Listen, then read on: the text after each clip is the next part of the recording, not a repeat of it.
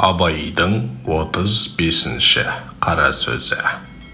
Махшарға барғанда Құдай тағала қажы, молда, сопы, жомарт, шейіт. Соларды қатар қойып сұрар дейді. Дүниеде ғизатты үшін сый құрмет алмақ үшін қажы болғанды, молда болғанды, сопы болғанды, жомарт болғанды, шейіт болғандарды бір бөлек қояр дейді.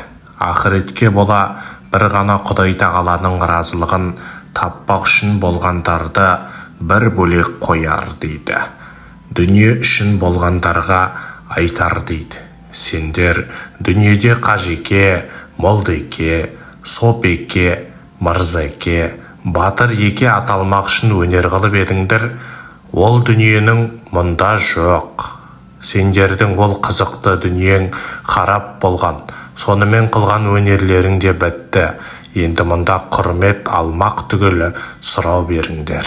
Мал бердім, өмір бердім, не үшін сол малдарыңды, өмірлеріңді, беттеріңе ақыретті ұстап, дін ниетің дүниеде тұрып, жұртты алдамақ үшін сарп қылдыңдар дейді.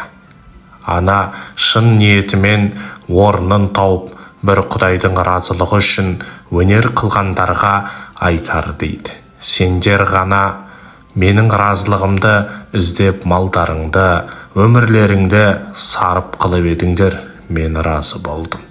Сендерге лайықты құрметті орным бар, дайын, кіріңдер.